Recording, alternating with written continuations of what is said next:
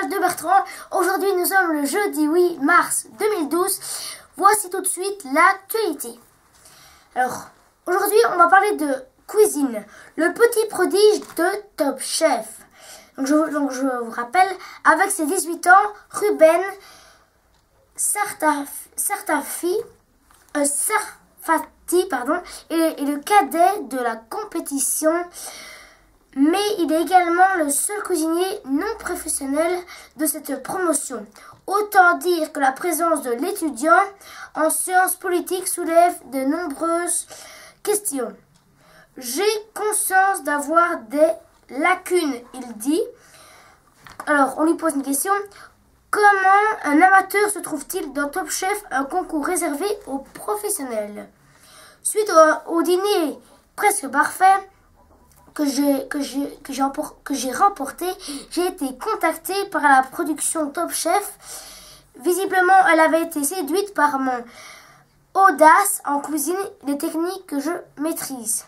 Allez-vous accepter tout de suite ce challenge? J'ai d'abord dû demander la permission à mes parents. Je suis majeure, mais je devais mettre de côté mes études en sciences politiques qui étaient prévues au Canada car le tournage de Top Chef se déroulait pendant 5 semaines. Estimez-vous avoir vos chances pour décrocher la victoire face à des cuisiniers expérimentés? Bien sûr, la preuve, j'ai déjà éliminé des pros. Si je me lance dans une compétition, c'est que je crois que j'ai des chances de réussir. Quels sont vos atouts pour rapport aux autres participants? Le fait d'être amateur, justement, les enjeux sont moindres pour moi. Je peux me permettre de prendre plus de risques. Je veux que mes assiettes soient remarquées, différentes des autres. C'est comme ça que je pourrais tirer mon épingle du jeu. Alors, un amateur peut-il remporter de la compétition? Carl Gillin, on lui pose une question. Ruben pourrait devenir un grand chef, il dit. Ruben a très vite trouvé sa place parmi nous. C'est un superbe cuisinier. S'il entre dans une brigade et qu'il suit le parcours AT4, il pourrait devenir un grand chef. Je ne le considère pas comme un amateur. Il a exécuté des stages dans des restaurants étoiles. Il a 18 ans, mais ses connaissances sont proches de celles des grands chefs français. Si on nous avait dit que Ruben était professionnel et non amateur, on l'aurait cru sans souci. Maintenant, c'est vrai qu'on est dans Top Chef et non pas Masterchef. Donc oui, sa présence est un peu surprenante. En même temps, cette situation s'est déjà produite dans la saison numéro 1 avec Grégory. Alors Cyril Zen dit « Certains ne lui arrivent pas à la cheville ». La place de Ruben de ce concours est justifiée car il est bon, c'est un passionné. Ses idées souvent justicieuses, honnêtement, à son âge, un paquet de cuisiniers ne lui arrive pas à la cheville. Il s'associe les saveurs avec beaucoup d'intelligence. On a l'impression que ses préparations partent parfois dans tous les sens, mais à l'arrivée, c'est bon pour moi. Il est un rival comme les autres. Son seul défaut, son manque d'expérience. Il va devoir accepter les remarques qui lui seront utiles pour sa carrière. Tabata Bonardi. Il aura son étoile dans 5 ans, qu'elle dit. Alors, il est clair que pour moi, un amateur n'a pas forcément sa place dans la compétition, mais Ruben est un candidat hors pair. À son âge, Jean-François Piège n'avait pas autant de connaissances que lui. En coulisses, il m'a expliqué qu'il hésitait entre ses études en sciences politiques et sa passion pour la cuisine. Je lui ai dit de foncer, d'écouter son cœur. Peut-être que s'il pourrait poursuivre dans ses voies, il aurait son étoile Michelin dans 5 ans. Le chef Marc qualifie sa cousine d'inventivité. À 18 ans, Ruben pourrait bien créer la surprise. On en parlera dans la semaine prochaine et dans le mois qui suit. Vous savez bien, c'est quoi Soda? C'est à 20h05 sur Club RTL. Kev Adams y est dedans. On va dire c'est le héros. Je sers de décodeur aux parents. Il fait partie de cette nouvelle génération d'humoristes qui cartonne chez les ados. On le retrouve tous les jours sur Club RTL dans Soda, une mini-série qui critique. Parlez-nous de votre rôle dans Soda. J'interprète un ado qui a des projets, des rêves plein la tête, mais qui est très paresseux et ne sait pas trop comment se comporte face à l'amour. Ça, c'est un point que vous ne partagez pas avec lui. Vous voulez parler de la presse? Il rit.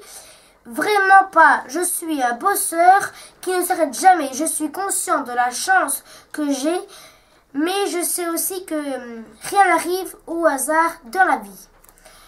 Dans la série, vous mettez aussi en scène les relations difficiles avec les parents. Oui, parfois, les ados ont du mal à se comprendre de leurs parents. En inversement, disons que cela peut servir de décodeur pour ceux qui sont perdus entre ces deux générations. On aborde également, et toujours sur son ton et léger, les galères avec les amis, les filles, l'argent de poche. Alors, il reste 2 questions, mais ça, on parlera dans le journal de demain, vendredi, 22h50 sur la 2. BJ Scout. Je veux être plus connu en Belgique. Avant d'être exposé au grand public grâce à The Voice Belgique, Perlevi Jo Scout était déjà une chanteuse mondialement reconnue, raison pour laquelle elle a été inventée de D6 Bell on Stage. Pensez-vous que The Voice Belgique aura un effet sur votre carrière? Je l'espère. Je trouve ça mignon quand je lis dans la presse que j'ai eu un succès avec ces extras il y a 20 ans, mais que je suis distraite depuis. En réalité, je donne bien de concerts, surtout en France et en Suisse. Donc, si je pouvais être plus reconnue en Belgique et chanter davantage dans mon pays d'adoption, ce serait génial. Je sors une compilation de 34 titres, dont une inédite, et j'ai écrit un nouveau spectacle que j'ai mis entre parenthèses pour The Voice. Moto, maintenant on va parler de moto, la polyvalence à petit budget. Aussi à l'aise en ville sur l'autoroute, la NC 700 fois de Honda vous emmènera au boulot ou en vacances sans vous obliger à casser la tirelire. Les droits test achat. Rénover, agrandir, transformer ou améliorer son logement nécessite souvent de faire confiance à un professionnel. À quoi être attentif pour que votre rêve ne se transforme pas en cauchemar. Maintenant parlons de film. Le film raconté. La Britannique Stephen Telfridi raconte la quête pour la survie de l'un des orphelins du 11 septembre, un drame nommé à l'Oscar du meilleur film. Voici le moment sûrement que vous attendez. Voici les blagues. Alors, les blagues. La maîtresse à Manu. D'où viennent les pompiers? Des pommiers. Et les dates? Des calendriers, madame. Pourquoi les lézards aiment-ils les vieux murs? Parce qu'ils sont des lézardes. Voici la toute dernière blague pour aujourd'hui. Quel est le comble de l'électricien? Avoir des ampoules aux mains. Voici tout de suite la météo. Par contre, pour demain, jeudi 8, il y a de la pluie. Il fait minimum 1 degré et maximum 7 degrés. Ça sera la Sainte Jean de Dieu. Pour vendredi 9, il y aura des nuages. Il fait minimum 1 degré et maximum 10 degrés. Ce sera la Sainte Françoise.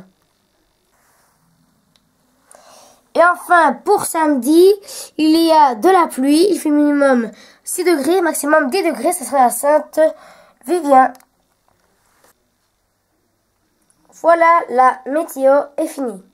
Voilà, la météo est finie. En tout cas, c'est pas du très beau temps. Il pleut. Ce journal est fini. Merci de l'avoir suivi.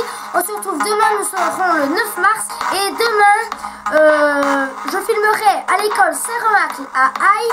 Parce que le 5e et 6e année partent au ski, je vous l'avais dit. Donc ils partent au ski. Et alors, je vous le dirai. Et je filmerai. Et vous le verrez le lundi. Pas ce lundi, mais lundi prochain. Alors, à demain.